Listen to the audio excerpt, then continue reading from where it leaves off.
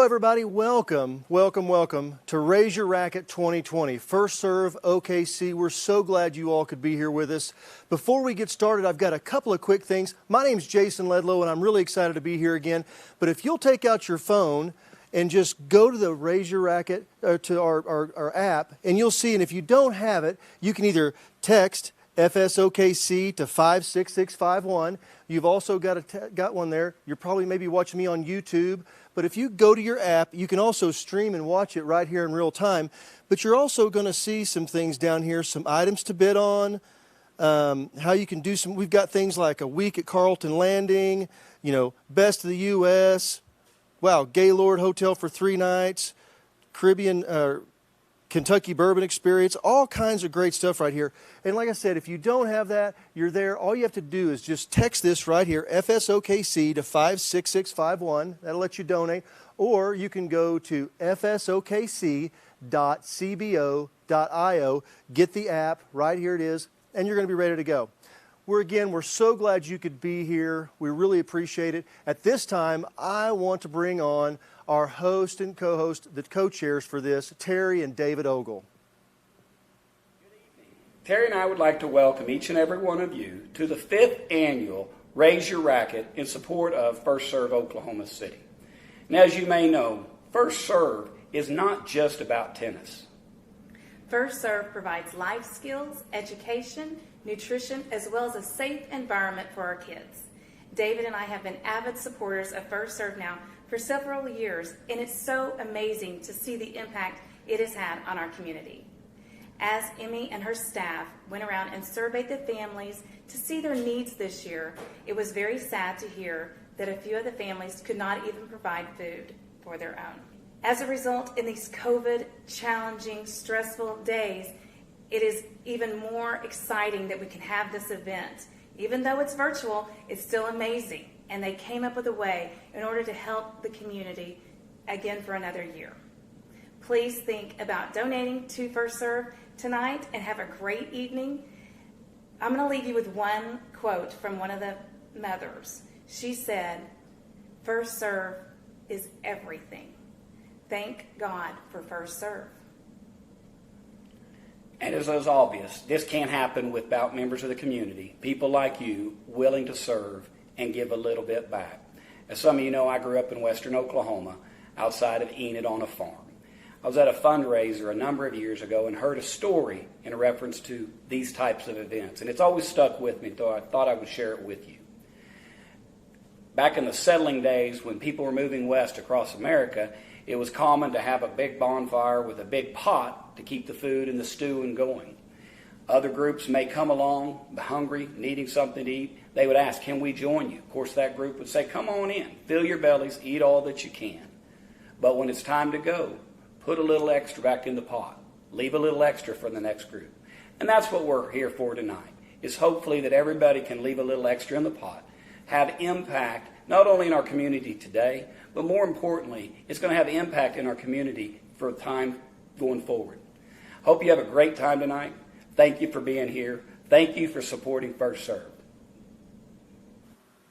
And thank you so much, Terry and David Ogle, for being such a great part and leading this year's Raise Your Racket 2020. At this time, I'd like to introduce Tony Milliken, our program director for Oklahoma City First Serve.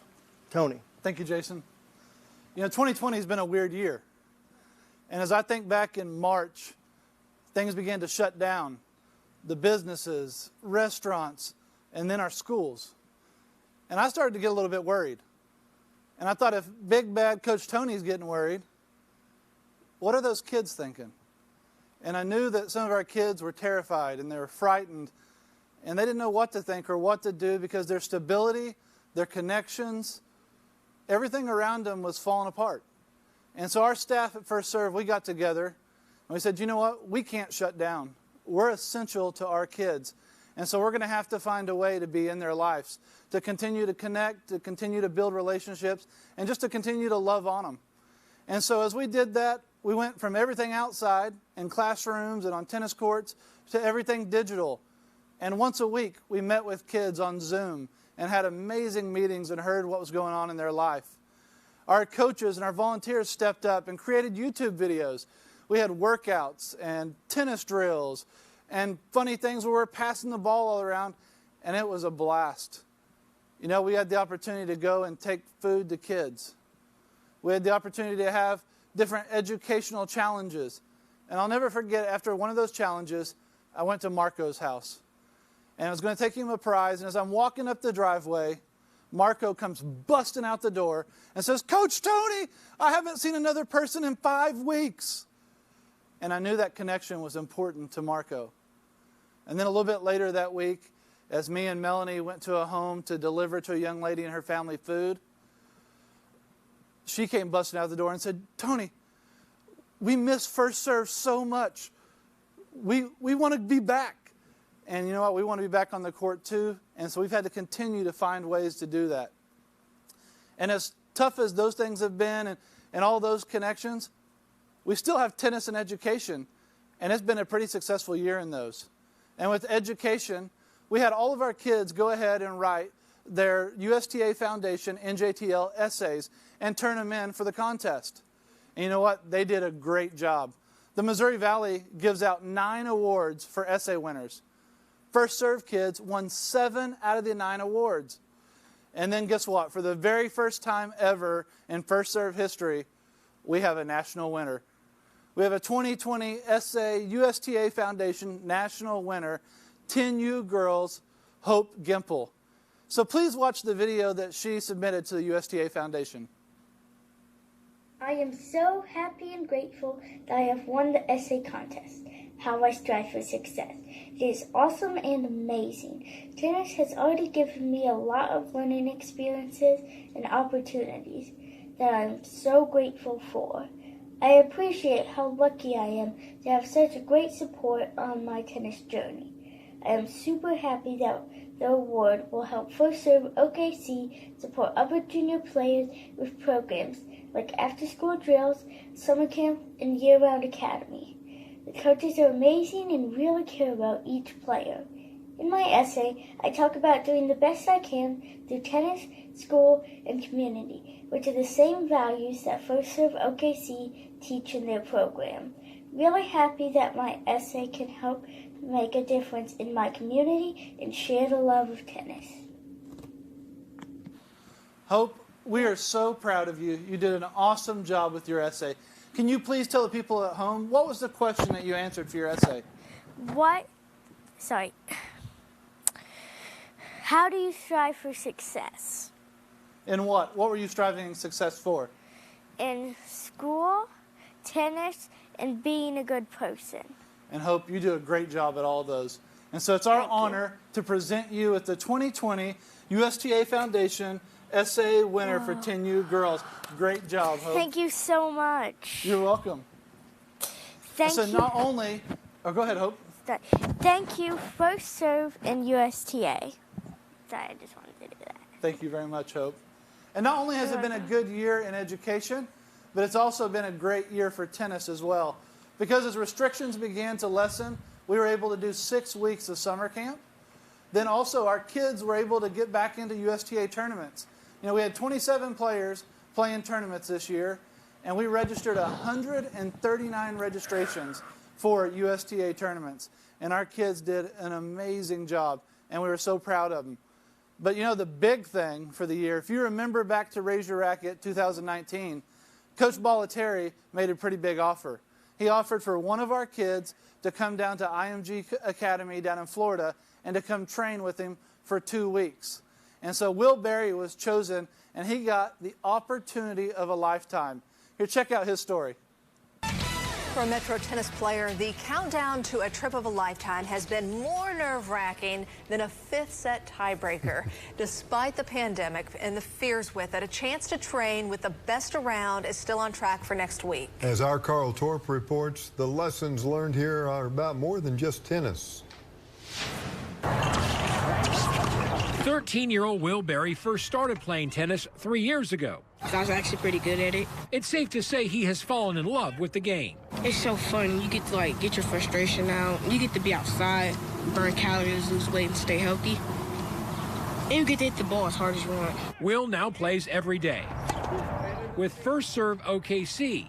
We look at tennis as just a vehicle to help shape children's lives. And it's those lessons that Mom says are life-changing. I tell him every day, if I didn't have you in tennis, I know for a fact these streets will suck you in. People, when I call them my guest man yesterday, they be like, I'm not old, but ever since I would be going to first serve, my manners I start using my manners more often, and I have gained more respect for people. Now you can add gratitude.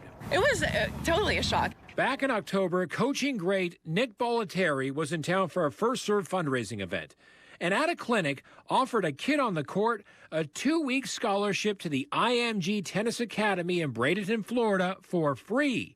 It's a chance to learn from the very best.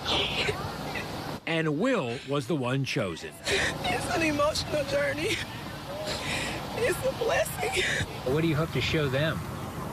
How good I am and how much I love tennis. A GoFundMe page to help Mom take her son to Florida raised $2,100 in a matter of hours. And it was just like overjoying to see this community just pour into this child's life and this opportunity. I'm probably going to get beat, but it's going to make me a better player. The opportunity, according to Mom, already providing another life lesson. He knows anybody can play from any background. Carl Torp, Oklahoma's Own, News 9. So as you can see, in tennis and education, it's been a pretty great year, even though 2020 has been a little bit crazy.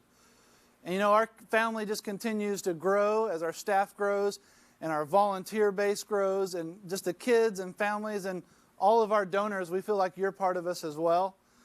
And you know, this is our 5th annual Raise Your Racquet. Can you believe it? Already 5 years. First Serve's already been around for 8 years. And as all that grows and continues to get better and succeeds, you know, all that's built around one person that doesn't always get enough thanks. And so earlier this year, I started a little bit of project to say thank you to Miss Emmy. She didn't really know much about it. In fact, that's what the kids call her, is Miss Emmy. And so we want to say thank you to her for all of the hard work she puts in, the sweat, blood, and tears that she pours daily into First Serve. And so, Miss Emmy, this video is for you.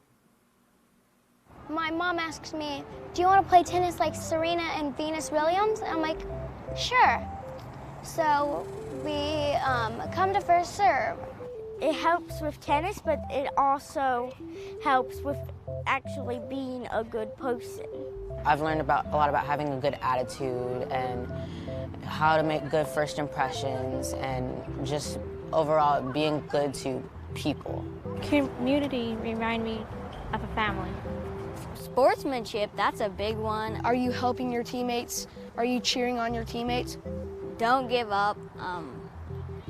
Friendship. We have learned to do our goals. We've learned exercising.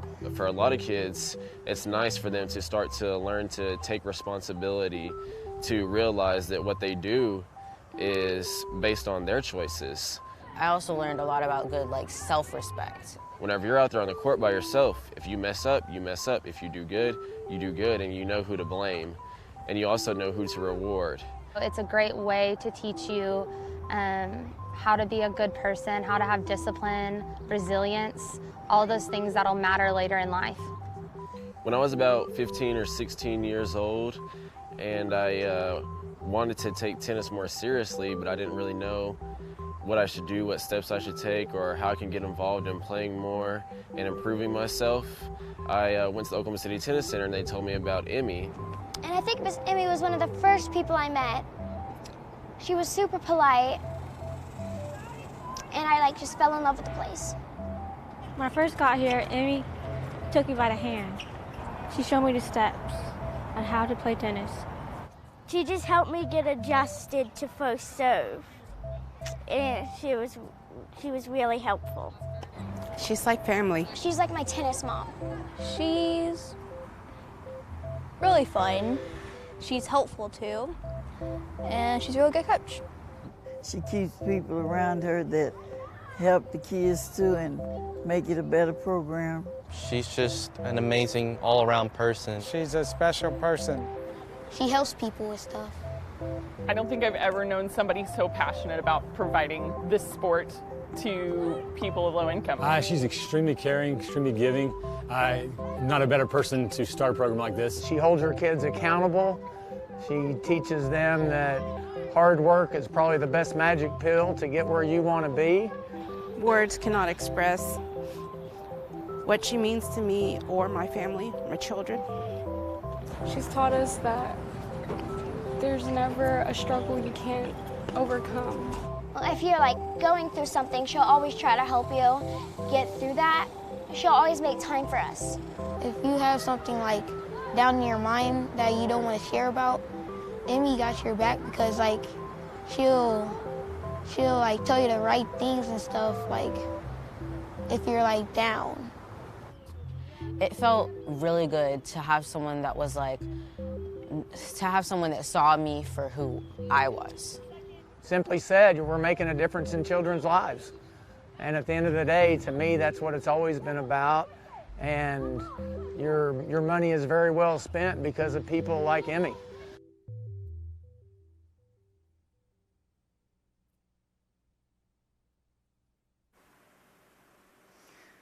Hi everyone. This video, I don't know where to begin because it's more than a video and it's more than, it's my life's work. It's my passion, it's my career, but it's also my family. So I was supposed to act surprised every time I watch it. It just brings out a new level of, a new layer of feeling. And I was supposed to go, oh my gosh, I'm so surprised I didn't know about it. But Tony showed it to me a while ago, and I know you all, and you know me, and you know that I wear my heart on my sleeve. I'm going to show you what I'm feeling. That's just how I am. And that's what we show the kids. And we want them to be able to share that with us too. There's nothing in life that's more important than having people in your corner. And that's what we have here. That's what we have that viruses and challenging times can't take away. If you all have ever had something on your mind, something that you just can't shake, something that you don't feel like you want to eat, you don't feel like you can talk to anybody, it's just welling up inside of you. Have you ever had a day like that? Have you ever gone from the office or the house or wherever it is, wherever that's weighing on you, and then you go and you say, you know what? Yeah, I'll go and hit balls with you. I'll go to the tennis center. And you walk in, and it's like it just melts away in your home. That's what I feel when I walk into the tennis center. That's what I feel when I'm with our kids. And that's what we provide for them. That's what you help us provide to these kids. And there's no better family or place to share that than at the Oklahoma City Tennis Center. And when I was thinking about my comments and thinking about how am I going to thank Coach Tony, McKinley Lair, how am I going to thank my staff, how am I going to thank my board, how am I going to thank the sponsors for this year, the Trice family, the DeLasso family, the Ogles for hosting the parties, the Befforts, the Allens, the Lancasters, everybody who's out there watching and cheering us on today. It's by welcoming you into this family and keeping you guys close, because we rise by helping others. I came from a family that we didn't have the most, but we didn't have the least. But what we had was we had a lot of love. My mom and dad have supported me always. They haven't always agreed, and I haven't always, done perfectly. I've made mistakes, but they've always been there. And I actually met with Mike Liddell. Mike, I think you're watching, about 5 or 6 years ago, maybe 7 years ago now, and he said, he asked a lot of questions. It was an interesting meeting. I didn't know how engaged he was in the meeting, but he asked one question that told me that he really was. He said, okay, you've been an attorney, you practiced law for 5 years, and now you're doing this. What caused you to do that? And I kind of gave him an answer, and then I went back to my office and I was like, you know what? I hadn't really thought about that, and I thought about it, and I emailed him, and I said, look, I want to help other people because people have helped me. We don't get to where we are alone. And so I'm reminded of that when I talk to our donors, when I talk to people that want to volunteer and get involved with our program, people that want to support First Serve, and I'm kind of overwhelmed by it at times. It's like, look at everything that is going on. Look at all the good. Look at all of this. And why? How do you decide? And how do you what is it that motivates people to do this? And it's because it makes us all better. It's because when I give to someone else, it improves my life in ways that I can't imagine and that wouldn't occur if I'm on my own. We are all connected. We all improve and we all make the world better by helping others. And so I'm just a little bit overwhelmed by that. When I talked with Jason Trice recently, he said, I think Jason and Emily have both used these words. They've said, we're just so humbled to be in a position where we can give. And I really had to sit with that for a while because I've heard people say that. And I'm so humbled by this, I'm so humbled by that. And what it means to me is that it's more than me. This is my role. The way that I can give is my time with First Serve and my talent with First Serve. Other people who are in a position to give in a different way, they work their jobs and then they decide to sponsor a player. They decide to come out in the evenings and volunteer. Maybe they lead another program and they want to work with us. It's like, I'm so humbled by the fact that Coach Tony, that you did this for me. And by everybody involved in First Serve, that you believe in us so that we can share that belief in our kids. We get to where we are, and Brad's going to talk to you about this, because people believe in us. And so for you to believe in First Serve and to believe in our mission of us serving the kids and improving their lives, there's no greater gift. And that is very humbling. That makes me I feel so small sometimes because it's such a great gift. It's so empowering what you've given to us that we can then pass on and share with our kids. And so I could talk for probably another 10 or 20 minutes about philanthropy and the philosophy of it because it's really overwhelming to me and it's fascinating. And I just believe that people are good. It's been very hard. It's been very hard. And at the end of the day, people are good and people want to come together and they want to be together and they want to do good for each other. And so thank you. Thank you for being here with us to share our mission. And I also want to bring on stage with me someone who has been a part of the First Serve family and Raise Your Racquet for a while now, who also does amazing things in our community and is also the best dressed man in tennis. So I want to welcome Jason Ledlow to the stage to help me with the next part of our show. Emmy, it's so exciting to be here, and gosh, just thank you for everything that you do. I know everybody loves you and everybody just appreciates the story. We know all of us that get to play tennis out there at the Oklahoma City Tennis Center and see all the kids. We know the passion that you have for this, and we get to see that with all these kids, and that's why we're here tonight. So it's a celebration too for you, for everybody that's out there. And so, ladies and gentlemen, it's time to raise your racket. So the way that we're going to do this year is, instead of raising your hand and getting a balloon, what I want you to do is pull your phone out. And again, if you haven't got there, I know if you're at a party watching on YouTube, make sure that you get online because we want everybody to participate. So what we want you to do is just push on donate. And when you do, it's going to come up there. And there's some numbers to choose from. And I just think that we've got some people out there that want to really do it to sponsor a year-round camp, a kid year-round at First Serve OKC. These kids, right here. Yeah, right here, is $3,000. And we're looking to see who wants to set up $3,000 and just jump right out there and go for it. So press that button. Let us know that you're out there for $3,000. Jason, I know that we've got Phil Lancaster is always sponsoring a player. And he told me he wanted to sponsor a player this year. So what that means is when Phil sponsors his player in First Serve, he gets updates from the player. This child gets to go to the year-round program. They get to practice twice a week for 38 weeks. He just did $3,000, Phil. Thank you so very much. Thank you so much. And he told me he was going to do it. So that's why I'm calling out Phil. But Phil, thank you for being there for us. His player is going to go to 6 weeks of summer camp, 32 weeks of year-round. Their tennis lessons are paid for. Their tennis tournaments, all their equipment. They get amazing life skills. Oh my gosh, Jill Trice just came in with $5,000. Thank you so much, Jill. Thank you so very, very much.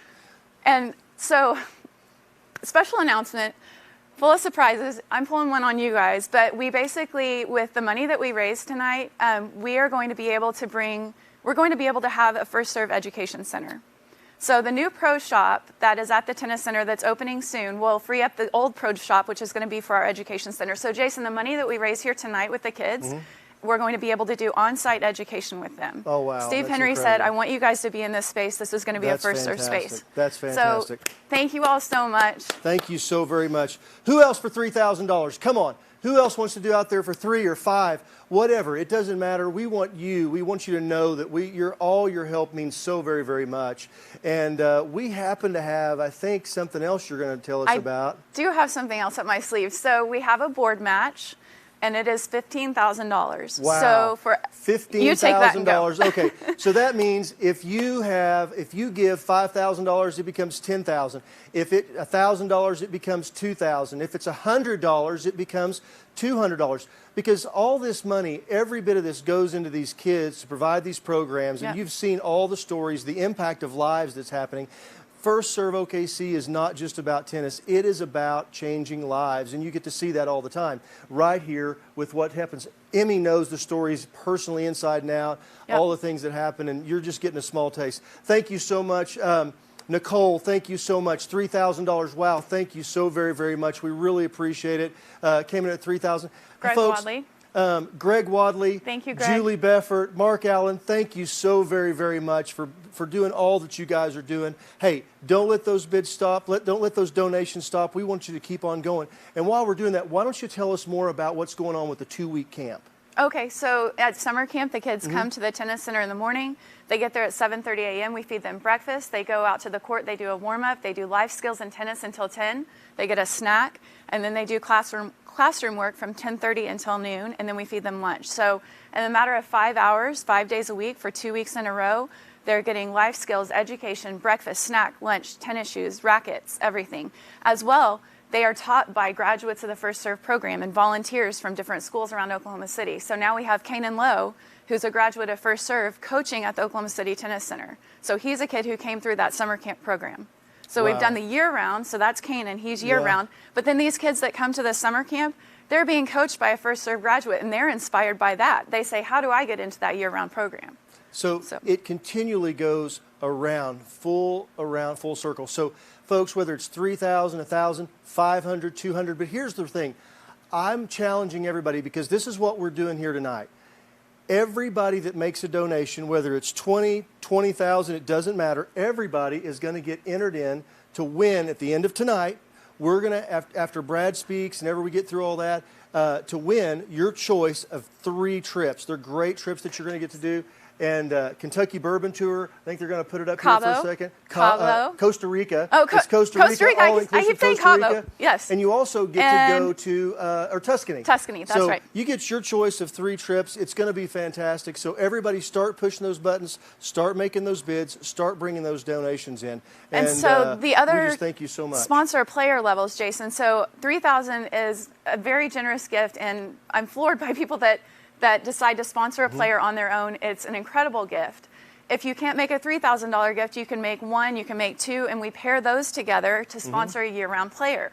And then the other option is to sponsor a summer camper for $500. So all of those gifts are going to go toward those players. It all goes to the underlying budget to support those players to go out and partake in these programs, and you get updates from them. The other one that we've added this year, we have an exciting new program that's in the public parks. It's actually here. This is called the Serving Up Aces program. Started in the public schools. Thank you, Elizabeth. Thank you so very, very much. We really appreciate it. So started in the public schools, and then when COVID hit, we decided to take it to the parks. But it's introducing new kids to tennis, and that's $200 to support a beginner through the Serving Up Aces program. So there you go. Every one of these deals, whether it's, like we said, oh, thank you so much. There's another $1,000 coming in, another $200. Guys, thank you so very, very much. It doesn't matter whether it's $20, $200, $2,000. It all goes to help these kids, and every dollar counts. We've got that double match. So, see, we're still not there yet. So let's keep on going. Let's make sure we maximize that out for that $30,000, guys.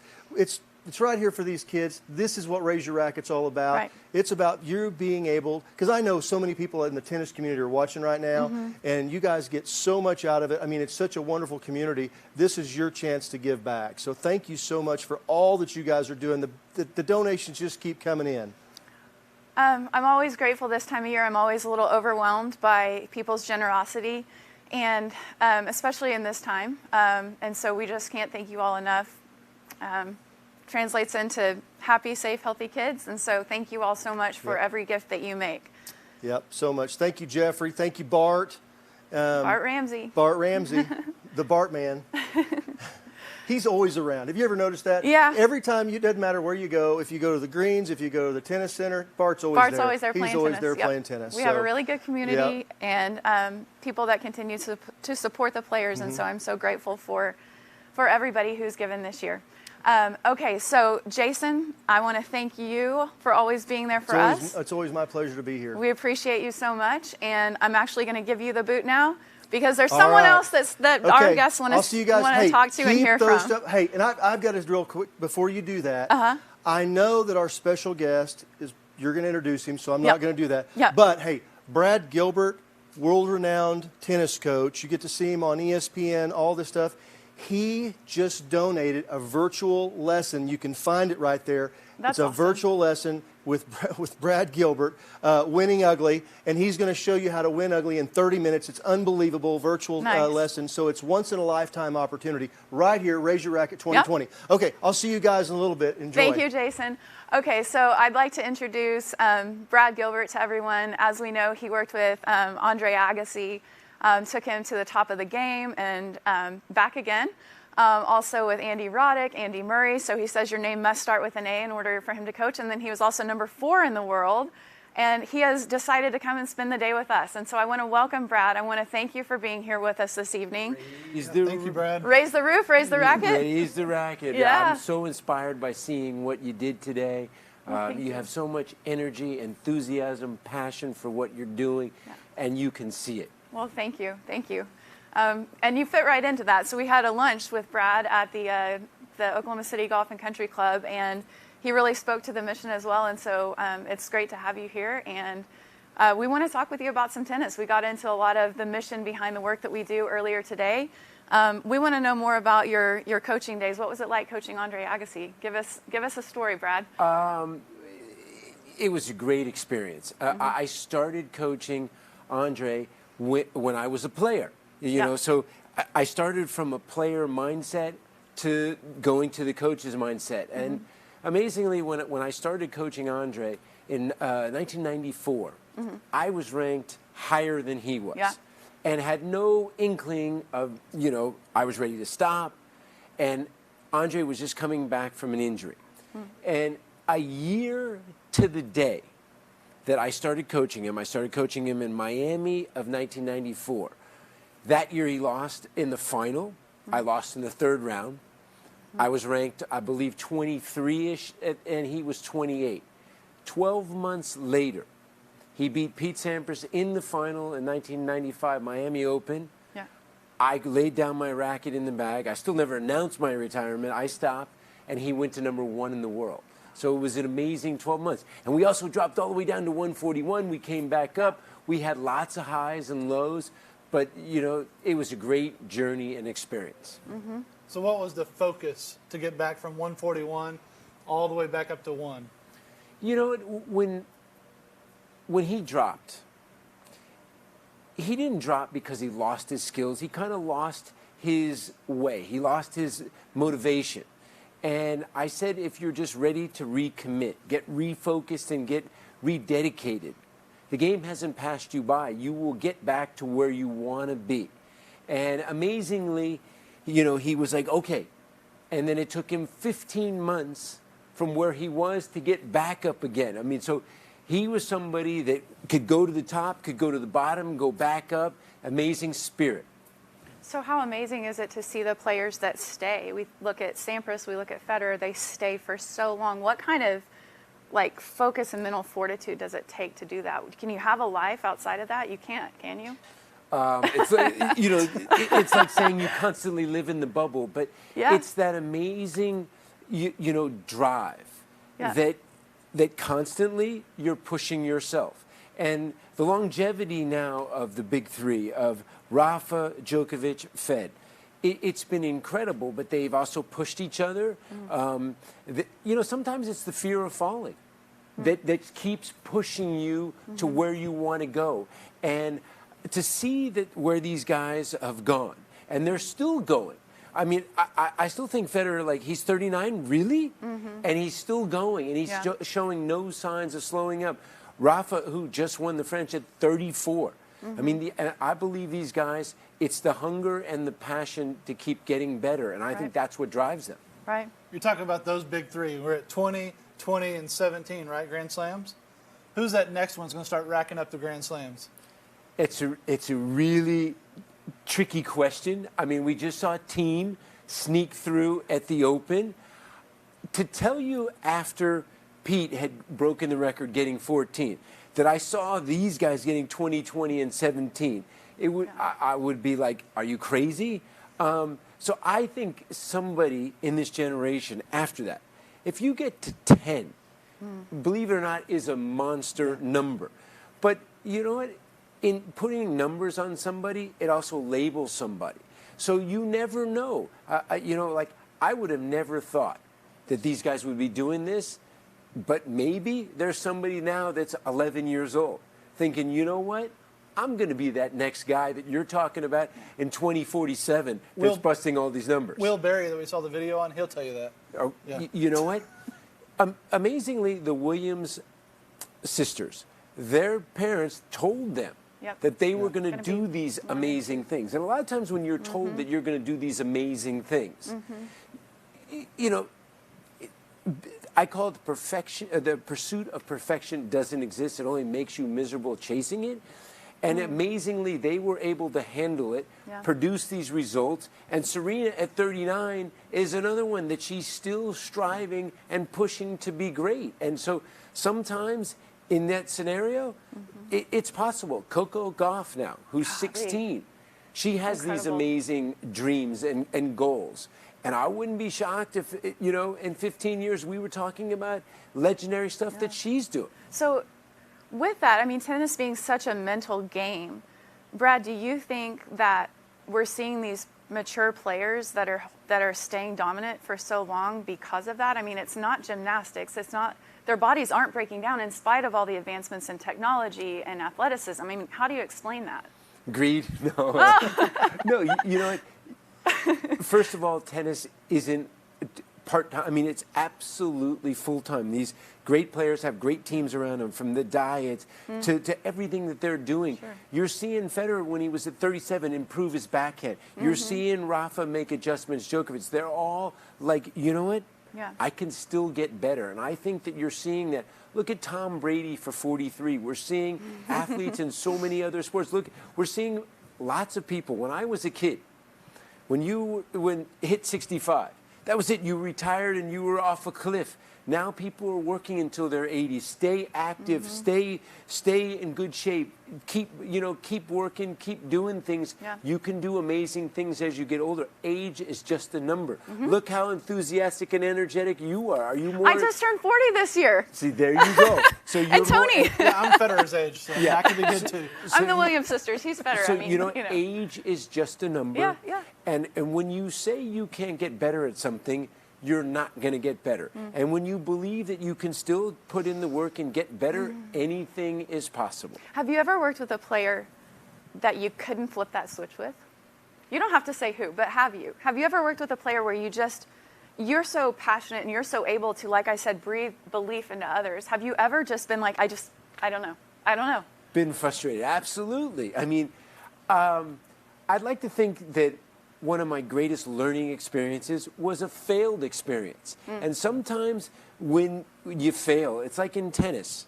I just did a little podcast about learning. I have a podcast called Winning Uglier, and we just did a thing on losing, learning from losing.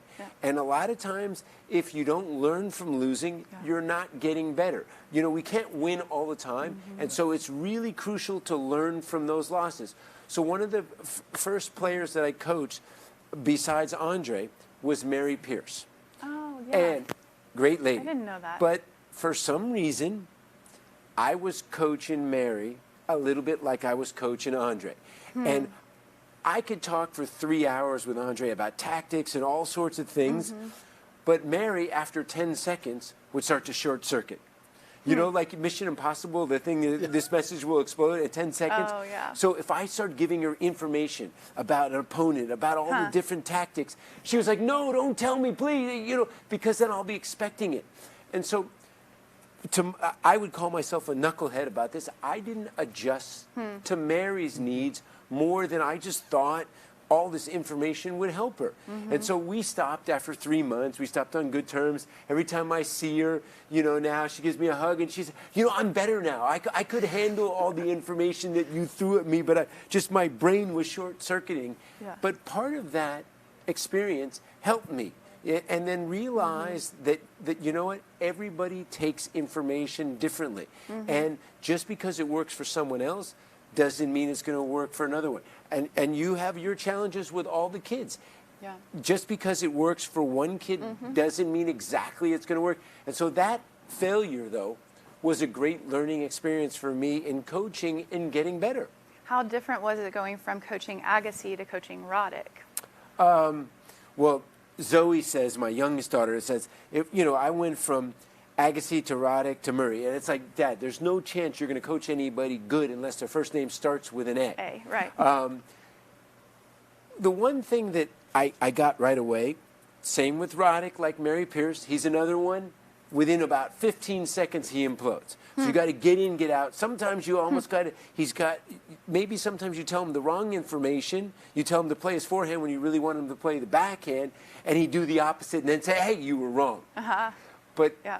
Well, every player is different. And so the one thing with Andy, he's a completely different individual than Andre. So you work with his strengths and individualities, and you do the best you can. Each player you coach, just like each kid that comes through your door, it's a blank canvas. What paint are we going to put on there, and how are we going to get better? That's all the whole goal is. If I could just give it to them, I would. I wish I had, you know, their talent, but I'm a worker. And with Andy, you know, he had unbelievable talent, but completely different type of player than Andre, and we work with his strengths and individualities to become the best player he could become. Yeah. And too bad the guy named Mr. Federer. Why did he have to come up at the same time? And he's still there. Yeah. And he's been retired for like 8 years, and that guy's still there. Well, and it's interesting. Andy's brother, John Roddick, was the coach at OU, as you know, and I actually worked with him, and we owned a business and ran the junior program. So he got to know John. He's an incredible 3 player as well. years in a row and at it's OU. Like, and then he had his brother to compare himself to, right? Like Roddick comparing himself to Federer, you know. And they say like comparison is the thief of joy. I learned that from someone in first serve. Interesting, but somehow, you know? somehow Andy got a little better height than his brother. He did. Did he take it all from his brother? I mean, he's my height-ish, minus the heels. Minus John the heels. If you say he's 5'11", he's 5'11" on his I'll give him 5'8". Men are never shorter than 5'10". Oh no, he's 5'8". No, I've never met a man that's shorter than 5'10". They say, how tall are you? I'm like 5'11". No, you must be 6 foot because I'm 5'10". Yeah, okay. My daughter, I told you my daughter Julie is 6 feet. Yeah. She's 6 feet tall, but she'll only say I'm 5'11". Yeah. Because it just sounds weird to say I'm 6 feet tall. She's 5'11". Yeah, I might round down or if I were maybe 6 feet. 5'12". 5'12" is good. 5'12". 5'11" and 3/4. Now you're talking about playing and not having the height. You were talking about earlier today about your height. What was that like playing in your career, starting early, being a smaller guy? I have no idea why I didn't grow from the time I was maybe 10 or 11. You know the letter L, that was me. I was about 5'1" with 11 and a half shoe. Wow. When I graduated from high school, when I was 17, almost about to be 18, I was 5'7", maybe 115 pounds. Wow. And my dad is 6'3", my mom is 5'7". There was no reason why I should have been that small, unless the milkman snuck in there. But when I went to Foothill Junior College, somehow I met a coach that changed my life in Tom Shivington. He made us feel like we were at Stanford and we were about to be going and doing some great things. Somehow in this great relationship, I don't know what happened, over a quick 6-week period, I grew to 6'1". I wish I would have done that a lot sooner, would have made life a lot easier on the tennis court. And things got better for my tennis instantly, being a little bit taller. But learning to be smaller makes you fight, makes you grind out on the court, makes you, you know, I think it, in some sense, it made me kind of, develop my game as a scrapper, as a little guy, and then as I got a little bigger, it just helped my game a lot. Yeah. And then you talked about how now, I'm not saying this in a bad way, but you said you don't run to the ball like you did when you were 30, and so now you put a little bit more juice on the forehand when you need it because you know you're not going to be running as far and as fast. Is that right? Did I get it right? I'd like to say, for a lot of you out there watching, the older you get, the better you used to be. But my game is evolving. It can still evolve because obviously I can't get, to the places I would like to. I tell my brain to, but it doesn't listen. But maybe I get more aggressive on my forehand. Yeah. I can't do some things that I did before, but that doesn't mean I can't experiment. Mm-hmm. And I think that the great thing about tennis, with the kids that you have, tennis teaches you great life skills. And as you get older, you can still make changes in your game. You can still develop. You can still tweak. So I try to hit my forehand a little bit bigger now. So there's still hope. I still hit it flat. I choke up on the grip now. It's like reading glasses. But I'm still enthusiastic. I'm still passionate about playing. My kids say I have no zen. But you know what? They say my zen is going to hit on the wall. I love to go at 6 in the morning, if I can. Go just hit 15 minutes on the wall, me, the wall, and one ball. If that's it, then life's pretty good. Is that in your backyard? I used to have a wall in my backyard. Now I got to go over to the Pepperdine wall. Oh, no. But unfortunately, because of the pandemic, school is closed. Right. So I got to sneak over to another place and find a wall. But I might be that guy. All of a sudden you see somewhere at the place where I live, there was a seawall.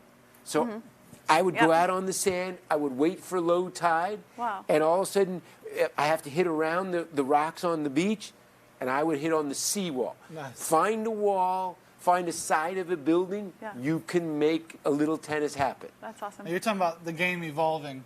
Now we've got all these balls with red dots and orange and green, and we've got kids with different size rackets. What are your thoughts on those changes the USTA has made? Love it. I think it's absolutely incredible because if you don't have fun when you start out playing tennis, the easiest thing for you to do is, I'm going to go do something else. I'm going to go play video games. I'm not going to get the exercise and focus that I need. So I think the progression of the different balls help get you, expedite you to getting to the regular balls. I would actually love to see all of the progression of balls as we get older or adult beginners. I saw some kids today that were learning to play tennis for the first time. They were 15, 16 at your place today. First thing I'm thinking is they should be using the red dot balls. And a lot of older kids and adults say, no, I don't want to be embarrassed. But you know what? It's easier to have success, quicker to learn, it's funner. And when you have fun, fun is addicting. That gets you brought back to the courts. So I'm all for it. And listen, as I get older, when I'm 75 or 80, if I can't move that, I'm all for them. What do you think about the team concept? There's a lot of kids starting out playing junior team tennis now, and they talk about how, the kids are burning out. They're specializing too early, the injuries, the pressure, all of that. And now we're seeing some go more to the junior team tennis. And so how do you see that evolving or taking shape? What are your thoughts? What's wrong with that? I love it. I mean, once again, it's nice that we think about, when I was a kid, everything was about pro tennis. What are you going to do, to become a pro? Yeah. It's about becoming a tennis player for life. It's about helping you. The greatness of tennis is it will give you structure. It will give you discipline. It will help you go to school because if you want to play high school tennis, I need to make my grades to be eligible. Hopefully I get to college. So if I'm playing team tennis, I'm having fun. You're around other people. And the great thing about that is teammates. Yeah. So when you go in life to work at a job, you're going to have teammates. Now you can work with other people and you have a much easier I call development into that. So if team tennis you want to play it, great. High school tennis, any type, long as you're on the courts, that's a heck of a lot better than playing video games, in my humble opinion. How was it? So you played in the Olympics. You played tennis in the Olympics. Tell us about that. What it's like playing for Team USA. I mean, how do you feel when you're out there? What's that like? It was the greatest experience of my tennis career. Wow. Because not one time during that journey of 17 days did I hear my name, Brad Gilbert. It's everything is Yeah. Game USA. And I call in my trophy case, maybe the high and low of my career, I call it the big penny. I didn't have any aspirations. I got a bronze medal. You got a bronze, the big penny. But once I got there, I got to the medal round. So funny. It was like one of those things. I actually felt like, oh my God, I've got my teammate Tim Mayotte to play Machir. Edberg's lost. A lot of guys lost. Yeah. Literally, I had to check cash. I was thinking I was going to win gold. And I got ahead of myself, and I got waxed by my teammate in the semis. So that's one of my biggest disappointments, losing that match to my teammate in straight sets. And then, you know what, when I first started coaching Andre, he was at my house, and he asked me what my biggest disappointment was or if anything that I could change. So I showed him in my bar the big penny. And I said, if there's one thing that you could change that I didn't do, is win the gold medal. And it wasn't really a big emphasis of his. And in '96, when he won the gold medal, he wore it around his neck for about 3 days. It was one of the greatest moments that I've seen. Because That's awesome. at that point, it really wasn't on his radar. But Yeah. I told him what a disappointment it was for me. And to see him win it was a thing of beauty. That's really That's cool. awesome. Yeah. Well, I know there's probably a lot of people wanting to know any updates on the Australian Open. The Australian Open, we will be televising it. I don't know if we will be getting our visas and getting there. We will be there. And listen, I really want to thank you for having me today. Your energy, your enthusiasm, your passion for teaching and making kids' lives better is inspiring. And I've been involved in this game for 56 years. And let me tell you, I hope to be involved for another 30, seeing people like you make tennis even better. Thank you so much. Thank you so it much means for a coming. lot. Thank you. It means a lot. Thank Keep you for everything giving you've done tonight. for the We need game. it. Yes, please. Thank you, Brad. All right. Well, so you heard it right there. He wants to be in tennis for another 30 years, and that's what it's all about. It's a lifetime sport, and we are so pleased that you all have been here with us this evening. We have a few more exciting items on the agenda as far as the live auction and also a drawing for the trip for everyone who has contributed. So, Jason, I'd like you to come back up and help me with the things that I don't know how to do. All right. Hey, golly, wow, Brad Gilbert. Yeah. I mean, you sit there and think the guy played the Olympics. He's all the people he's coaches. You see him on ESPN. It's really incredible all the stuff that he has, and he's just a really He's just such a down-to-earth really guy. nice guy. He's We a just really had a great nice guy. time talking. Yeah. And I've just got to tell you guys something. It's the craziest thing that I'm going to have to tell Brad. His signature is worth more than his coaching. Because right now we've got a racket that's on the silent Jason, I auction. don't It's know over how he's gonna take $400, and a private lesson with him is only at $250. You guys have got to see this and have some time with this guy because he really, really what is happened so at the great. Golf and Country Club is we were playing, and I was like, I don't want to play. I'm going to be nervous. I don't want to hit with the guy. I'm just going to talk to him about tennis. You know, I don't want to play tennis with him. But there were a couple of people out there, and a couple of them had kind of an issue with their ball toss. You know, it's like you get a little yippy at times, especially when you're playing Brad Gilbert. I had to play Lindsay Davenport. Well, he goes up to the net. He goes, let me show you the chair drill to help your toss. And he sits down on the bench, and he starts tossing from his pocket, doing this thing and talking about the chair drill. And suddenly, boom, everybody in the room's right there. And I mean, we had Jenny Marcos, we had Gary Trost, we had Steve Henry, we had all these coaches and pros, and they're like on edge. I mean, the guy's got knowledge. Yes. Serious knowledge, and he's going to give it to you. Spend time with him right here. And so, just saying, Just one-on-one. there's some more stuff on here. We've also, I mean, you know, Carlton Landing. It's a phenomenal That's place. It's there. a really nice one. Unbelievable Donated deal. by Leah and Paul we've Jacob. got Thank you, Grand thank you. Lake. This house is incredible. I'm just going to Ogles say, home in Grand Lake is fabulous. It's David and Terry Ogles' place. 4,500 square feet, like 97 bedrooms, sleeps like 1,000 people. They didn't say, they just said it sleeps plenty. It sleeps plenty, but it is a phenomenal, phenomenal deal. Really nice. Gosh, there's all kinds of great things. We still have it opened up, but we have a drawing to do. Let's do the drawing. Let's do the because drawing. that's so exciting. That is so Okay. exciting. Everyone who So- has given anything and is still on, there's still time. Click if Yep. you're not in. It's a free trip, all inclusive. So for it's two. going to go Costa Rica, 5 nights, all inclusive. Kentucky Bourbon Tour, right there in Lexington. Tuscany, Italy. It's all right How's here. my Vanna? It's working pretty good. I wore right the there. shoes. I didn't wear the Yep. dress, but Hey, just you could turn, and you don't even have to turn the letters anymore. You just touch the screen you just now. go. Yeah, there it is. You just go, Amanda. Okay, so we've got the deal. We're going to have this up. They're tabulating it back there, and it's ready to come up. So, drum roll, please.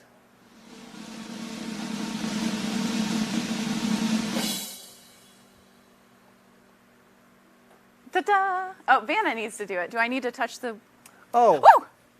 We're supposed to read it off here. Okay, I'm sorry. I thought it was going to be up here. Read it. It's coming. It's coming.